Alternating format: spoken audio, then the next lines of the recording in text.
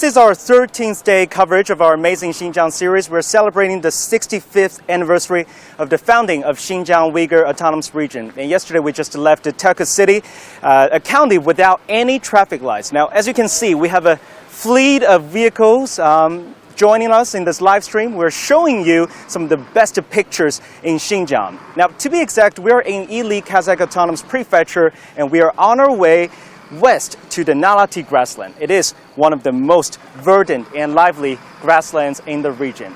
All right, without further ado, I'll hop onto one of the vehicles and give you this best tour as possible.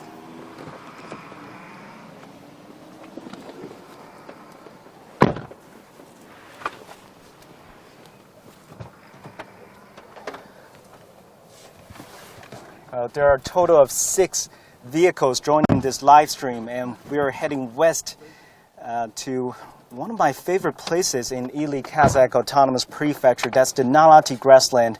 It has a nickname called the Sky Grassland because it is lying high up on the Tian Shan mountain range.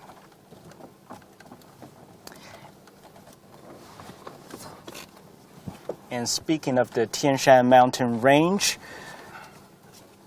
I think our aerial shots are, we have a drone flying high up in the sky to give you this aerial shot of the Tian Shan mountain peaks. All right, our journey begins.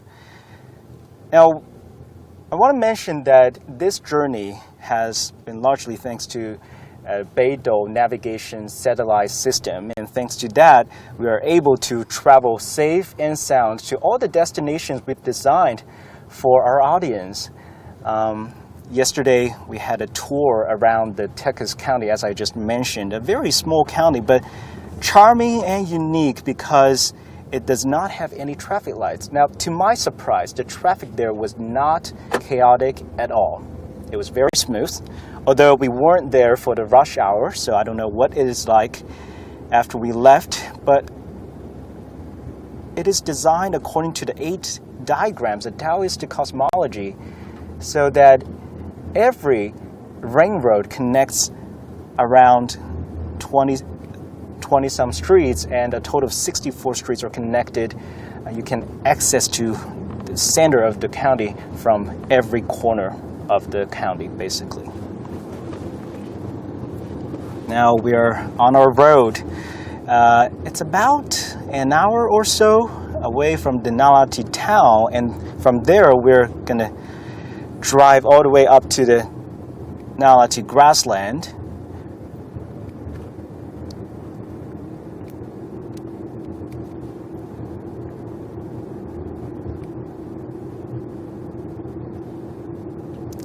Well, I've been to a lot of grasslands in the country, including the Hulunbuir grassland in Inner Mongolia, as well as Ruargai grassland in Sichuan. I gotta say, those were all very pretty. I had a lot of great memories there, but speaking of Nalati Grassland, it is a popular tourist destination because of its natural scenery. Now, we're not in here for the right season. Normally, for those who are traveling in Xinjiang, they probably know that the best season to visit is around June. Like, during that time, the grass is lush, is as green as you can see, and the flowers, snow-capped mountains. Just imagine how picturesque that scenery is. But Nalati Grassland is famous for another reason, because of the ethnic group living there. That's the Kazakhs. We know there are about 47 ethnic groups living in Xinjiang, and over 40 live here in Ili Kazakh Autonomous Prefecture. The Kazakhs, they are culturally close to their cousins in Kazakhstan, but they live in Xinjiang, and their traditions are all related to one animal, that's the horse. They are recognized for their life on the horseback. That's, it's a nomadic ethnic group. They've been living on the grassland for centuries. A lot of the herdsmen I talked to say they grew up on this piece of land, myriad shades of green, just utterly beautiful. So one of the main activities you could do on the Nalati Grassland is to have a visual spectacle, have a visual experience of the horsing events, horse racing. The Kazakhs demonstrate their courage and their strength through these horsing events, and you can also stay in the yurt. I mean, nowadays, a lot of those yurts on the grassland were turned into guest houses. That also provides a stream of income for local Kazakh families. And for tourists, you can have a taste of local lamb, hand-grasped mutton. That's one of the traditional dishes in Xinjiang. Used to served as a tribute for emperors during the Qing dynasty.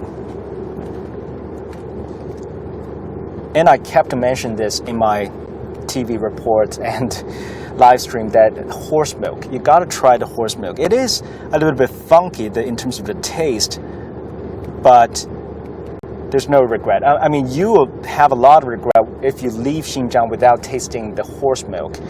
It is said to be good for your health. I don't know if that's true, but I've had plenty, and I feel pretty healthy right now.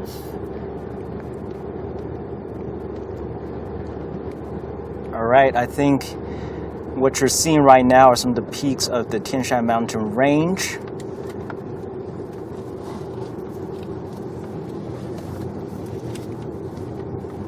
Where we are about 700 kilometers away from the capital of Xinjiang Uyghur Autonomous Region, that's Urumqi.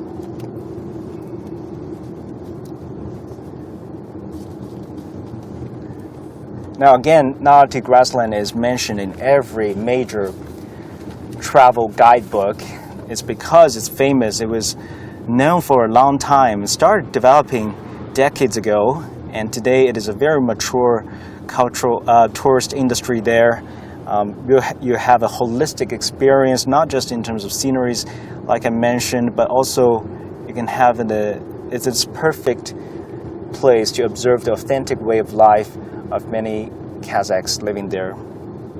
Now you might wonder how many Kazakhs live on the Nalati Grassland. I actually asked a government official, and the official statistics show that nearly 200,000.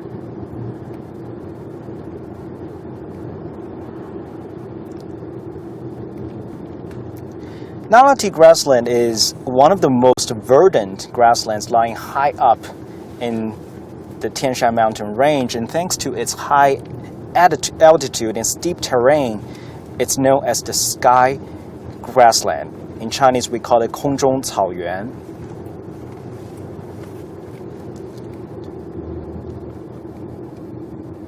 It is home to tens of thousands of ethnic Kazakh families. Now, besides herding, I said horse riding, horse racing are the common activities on this boundless grassland, and they've devised some of the most thrilling events to demonstrate their courage, such as one activity called Diaoyang.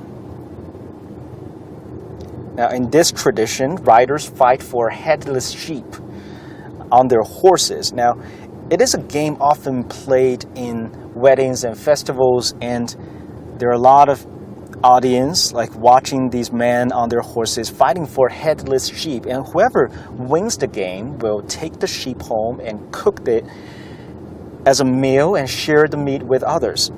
What a interesting tradition. The game typically involves 2 or 4 horsemen, but sometimes more riders are involved, and then as you can imagine, the more riders involved, the more exciting the game becomes. And the Kazakhs, the nomadic Kazakhs, say they love this game because it allows them to display their strength and power. I mean, these people, it's like modern football. You know, they're, instead of fighting for a ball, they're fighting for headless sheep corpse, and it's thrilling. It is very thrilling. I highly recommend you to come and watch this game. And another interesting tradition I want to let our audience know is called 姑娘追, or chasing the girl. basically men and women ride side by side, and the man will use this opportunity. Now, it's a two-way game. Like on their way up, like the man will use every opportunity to make fun of the girl, to confess their love, to express their feelings, and sometimes they will ask the girls questions like, "Where are you from? Which tribe are you from? And how old are you?" Like they will sometimes make fun of her or even hug her. And if the joke becomes inappropriate or a bit offensive in opinion of the women, that girl will seek revenge. And by that I mean she will beat the male rider with a whip. Like she will literally whip the man on their way back. It is both hilarious and kind of cute. Like a lot of romantic stories happen in following those traditions, and that's how men and women fall in love, apparently on the grassland. And it is also a tradition that's been going on for centuries, and it's well kept and preserved. Although, don't get me wrong, like we kept saying that the traditions and cultures of ethnic minorities are well kept and preserved on grasslands and mountain areas. Like that's true across Xinjiang, not only just for the Kazakhs, but also for the Kyrgyz, for Saibo people. Like their traditions are embroidery and archery. Those are still kept today. They even have their archery schools, and a lot of it is the cradle of Olympic champions, or at least Olympic athletes of our national team. That is one aspect of ethnic minorities' life in Xinjiang. Another aspect is the modern life.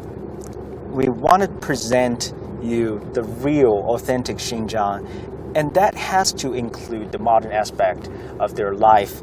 By that I mean a lot of the herdsmen, they still herd. They still herd on the grassland. They still own their cows and sheep, and it's part of this idyllic lifestyle and picturesque scenery that you come across. But at the same time, a lot of those have moved into towns, like just with their living standards and conditions are significantly elevated to the extent that they just live like us. They have hot water, they have like bathroom, they have a living room, and they designate some parts of their house into guest houses so that when travelers come, they don't have to stay in a hotel, but instead they could stay in a guest house. And local cuisines are served. The most authentic ethnic food is provided.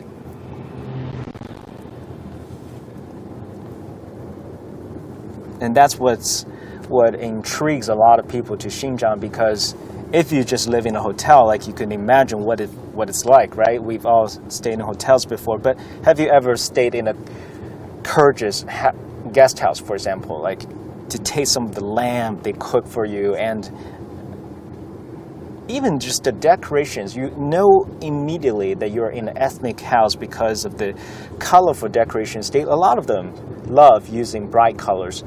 And for Kazakhs, as I mentioned, they're recognized for their life on the horseback. They've living on the grassland for centuries. So they bring those elements into the design of guest houses as well. So you'll see decorations like horsewhips or saddles. All right, I'll shut up and let our audience have some great views like of the Tian Shan Mountains.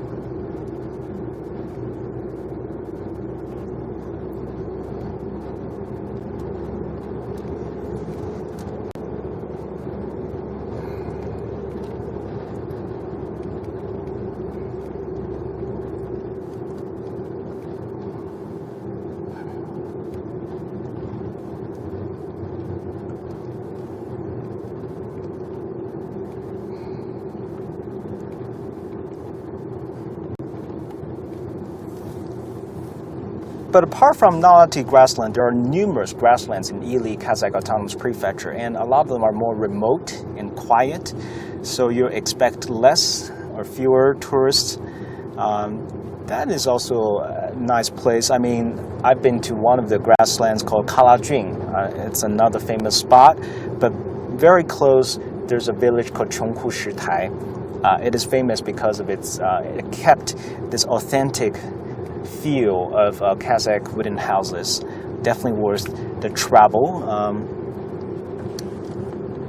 And before we go, I do want to mention that the Kazakhs embrace modern life because herding has been going on for centuries, but moving into a town and living comfortably with hot water, and the fact that they don't have to move from places to places is an attractive concept, and they are happy with their life. I talked to some of the people who now open guest houses. They told me they used to only own like 5,000 yuan, less than $700 by selling sheep at the end of the year, and now guest houses is a pretty good business. But unfortunately, after the pandemic of COVID-19 hit, everything it's like hitting the pause button, right? The tourism, hospitality industry have all been severely affected, and that puts a lot of weight on the locals. But they're confident, we are not going to be stuck in COVID-19 forever. Probably a year from now, things will get back to normal. And in fact, as we were stopping by at that service station, we saw a lot of tour buses. Even at this season, like supposedly not the best season to visit Nalati Grassland, you still have tourists coming, just because they want to have a last glimpse of the scenery.